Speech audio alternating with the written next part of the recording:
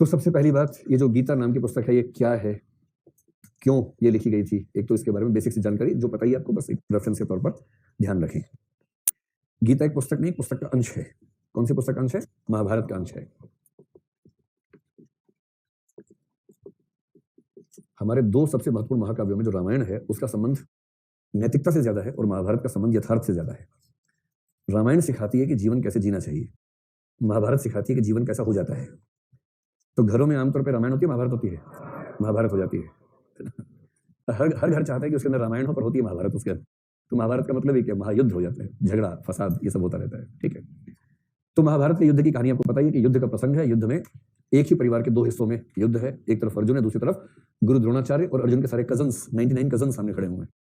एक कजन तो भाग के चला गया था, बाकी 99 कजन सामने हैं। उसके गुरु हैं, उसके बाकी दोस्त हैं जिनके साथ पढ़ा लिखा है, सब सामने है। ऐसे में किसी का भी दिल डोल जाएगा, ये अर्जुन की बात नहीं है, बड़े बड़ों की हालत खराब हो जाती है ऐसे टाइम पर। तो अर्जुन ने कहा कि हे कृष्ण, कृष्ण बहुत चालाक थे, कृष्ण ने कहा कि मैं तुम्हारा सारथी बनूंगा। दुर्योधन बुड़बक टाइप का था, बहुत बड़ा बुड़बक, समझते हैं आप लोग, बेवकूफ। मतलब बिहार में एक शब्द है बुड़बक, जिसको उत्तर भारत में बोलते हैं बेवकूफ, उसे वहां बोलते हैं बुड़बक। बकलोल भी कहते हैं, बकलोल भी कहते हैं।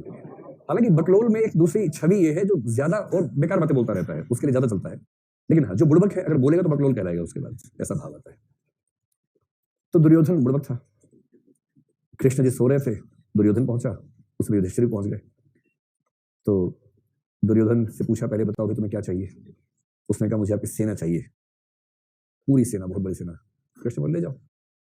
फिर इनसे पूछा युधिष्ठिर से, अर्जुन से क्या चाहिए? बोले हमें तो आप चाहिए, क्योंकि हम जानते हैं कि आप होंगे तो सब मैनेज कर ही लेंगे, हमारे बस की बात तो है नहीं, आप होंगे तो मैनेज हो जाएगा।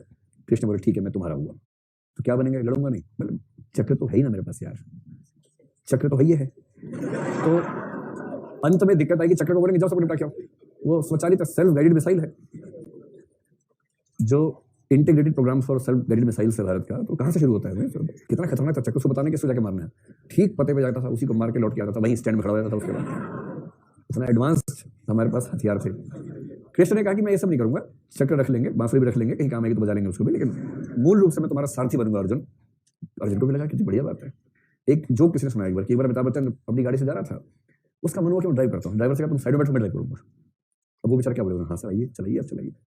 अमिताभ बच्चन चला रहा था, सामने ट्रैफिक पुलिस ने रोका, तो अमिताभ बच्चन ने खिड़की नीचे की। वो ट्रैफिक पुलिस वाला उसके बाद ठीक से मांग पाया होगा चलाने, कैसे कांपने लगा, वो कांपने लग गया। तो वो अंदर झांके देखे बार बार। तो अमिताभ बच्चन ने पूछा क्या झांक रहे हो? बोले मैं सोच रहा हूँ कि वो कौन आदमी जैसे ड्राइवर आपको रखा है। तो मेरी ज्यादा रुचि ये जानने में है कि अमिताभ बच्चन को ड्राइवर कैसे रखा है। एक स्टैंड अप कॉमेडियन है राजू श्रीवास्तव, उसने एक बार ये मजाक किया।